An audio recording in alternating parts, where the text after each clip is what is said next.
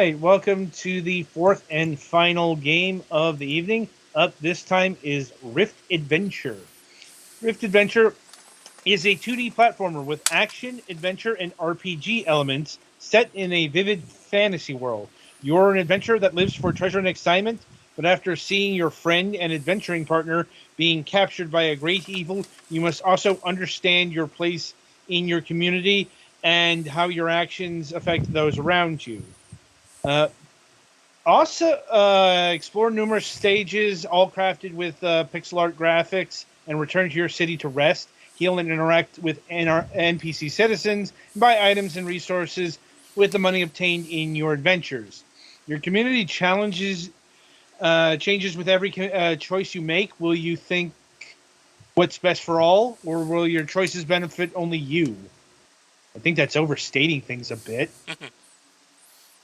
Did they let Peter Molyneux write that? Yeah, so this game is a 2D platformer with unusual elements. Like it's got RPG elements, but it's also got how do I put this? Pseudo roguelike options. Fine. Like when you go into the structure, it kind of like the whole village gathering resources and items feels like it's prepping you for a roguelike dungeon, but no, these levels are handcrafted, and you don't have like a experience system. It's like your stats are based off of your armor and weaponry. And it's also got like a mobile completion system, and it's also got some I don't know, tower defense esque element in that every few turns, like every say third time you go to a dungeon, your village gets attacked, and you have to defend it. Anyway, laying all that out, this game was given to the Galax for review, so over to him for the meat and potatoes. So yeah, most of the play of this game is, I don't know, it feels kind of Dead Cells super light. I don't know. You are delving into sequential levels, although you can replay previous ones, of dungeons that have appeared through the rifts. You kill enemies to get money. You find treasure chests to get money. You avoid dying to traps and stuff, or fail at that. You get to the end and you go home. And then when you get back to the town, you get there are some things you can do in town. There is a guy who will tell you what the town's level is, although it also tells you that when it goes back, the level is just a number from 1 to 5, which affects a few things, which I will delineate later. There is the healer who will heal you once per time that you are in town. This is not great for reasons that I will get into later. There is a blacksmith who will sell you new weapons and armor. There is a restaurant that will sell you healing items. There is a blacksmith there is a black market that will sell you healing items and weapons and armor for cheaper than the other two shops, but apparently the money spent there doesn't go into the town's economy, which again, or this is the first time I've seen it, but it's a little bit half-baked. Because the town level thing, generally your town level goes up if you succeed at a stage. Unless maybe you haven't spent any money at any of the official places.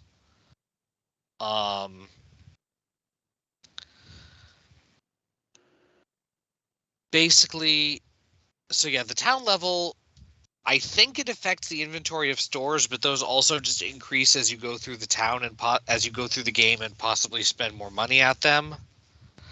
It also affects how many generic soldiers there are in the town for the invasions, which I will get to in a moment. And it affects how many tens of hit points you get at the healer. But the healer still will use all of them whenever you talk to him, even if you are down by less. Which is notable because the way armor works in this game generally is that it gives you more hit points.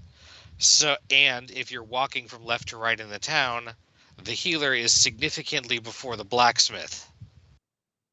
So if you get healed and then you buy new armor, congratulations, you're going into the next stage with less than maximum hit points unless you burn one of your healing items. And there aren't many kinds of healing items. They don't heal a lot, and you can only carry one of each, period. And you can only buy one of each time you're in town, even if you then use it. So it's kind of easy to fall behind. Also, you can't use the healer when you come back to town and there's an invasion, so hope you saved some healing items or finished that stage at full hit points. Because otherwise you'll bump into some of the monsters that are attacking. So yeah, the invasions are every number of turns, which is a turn is the time when you go down into a stage and get back. 2 or 3, I think. Usually there will be a monster invasion in which there will be some of the generic monsters that you fight in the stages, only they're in town now, and you have to fight all of them off because there are NPC soldiers who seem to be doing something in the background, but they're not really doing much. And then the monsters just come in phases. I went through 2 of these and died to both of them because I was not at full hit points. So there's really... So if you die in a stage, you just restart the stage and you get to keep your money and you get any healing items you used back, I believe. I know you get to keep the money. And that would be kind of broken, but the only thing you can really do... The healing is free. There's relatively limited new gear to buy, and it's not like you can overstock on healing items because you can only buy one of each. There's also sometimes the black market merchant you can find him in the dungeon stages. At which point he mostly sells healing stuff. Which would be nice, but I've only found that once. I did not get super far because I could not manage to beat the first boss, and then there was an invasion that was going to be coming after that anyway, so I just kind of gave it up. So I, in general, like the theory of this game, where like you're going into where you have a town and dungeons around it, and you go down into the dungeons and come back to town, and when you spend money and succeed at clearing up objectives, it improves the town, and if things go badly, it makes the town get worse. But it really feels half-baked here, and the platforming controls in the dungeon segments and the battle particularly... Like, your character, you eventually unlock the ability to play as your character that got kidnapped, apparently, because I saw in the thing there was a check for who you've completed previous stages as. The character you start with uses knives and daggers mostly, and has a special move where he can dash through things that would damage him. The other character had a gun and presumably a different special move that I don't know what is. So they do play differently. But yeah, the platforming is a little bit stiff. It's really easy to bump into enemies by accident, or when you're trying to slash them. Like, you get better weapons with more reach as you go along, but They're very expensive if you don't die multiple times sometimes. And they don't do it that much quickly. So that also felt kind of a little bit half baked. That's the overall impression I get, that there's some neat ideas here, but it's all not quite there. Particularly tricky are there's a decent number of climbing chains and jumping between chains, and I still could not tell you simplistically what makes you grab onto a chain or not. Because sometimes I've tried to grab onto a chain but jumped off of it. And I can tell you that contrary to the standard, when there's a platform you can duck down through, you just tap down to do that, not down and jump. You do also get a double jump with the main character, and his invincible dash can kind of work as an air dash. So there's some fun to be found with getting the hidden treasures, but it would be much better if the controls were just a little bit snappier. Adam, do you have anything to add to that? No, that's pretty much where I arrived on the game. Though I actually did manage to beat the first boss. Yeah, I took a couple of tries. I had more trouble with the stage before that, honestly, and was just getting frustrated. But I did try once and got bonked because guess when I equipped the armor that made me have 45 max hit points, but since I'd already seen the healer, I only started a level with 30 of it. This is why here's a workaround for that. You can use healing items in the starting village. You can, but then you can buy them. You can rebuy it, because I thought I tried that and the shopkeeper wouldn't sell me another one. No, that's how I did healing. Okay. Well, then I must not have tried that, or tried to do it wrong, or maybe it was the black market guy. I don't know. Well, that's better than I thought it was, but it was still a little bit frustrating. I could do it with the black market guy too. Okay. Okay. Anyway, anything else on Rift Adventure? Not really. I don't want to say it's bad, but it feels half baked. I'd say it's so okay. It's average. No. It doesn't do anything wrong per se, but I can't think of anything that really stuck out either. And as far as what this game's going for, it is clocking in at $8. I guess that's reasonable.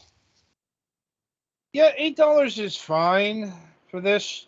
I think that's where I am thereabouts in general. It's fine, but nothing above that. It also didn't look like it was going to be super long, although there's some replayability since there's a second playable character down the road.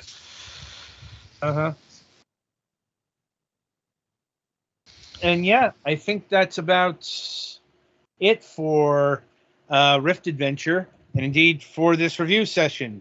So the week ahead. Right. So getting back into the thick of things, on Wednesday's show, August 24th, actually it's another Let's Play session of Heaven's Vault, because our guest had to delay things because they are on a family vacation. So, it's one of those things where, misaligned priorities. On Friday, August 26th, we will be having Dankman, who is currently creating the game Disco Tune. In fact, I have to send you the materials for that, Petty, after this is done. And I'm also pleased to announce for we have signed up for our first festival. We are participating in the Indie Racing Festival, which is happening this weekend from Friday to Monday. We are looking at streaming at Saturday at 5 p.m. Eastern, 4 p.m. Central. And we also will be returning with a new episode of Moonhawk Studios Presents. So pretty full-throated week, all things considered. Mm-hmm. Yeah. So, until Wednesday, I shall wish you good gaming.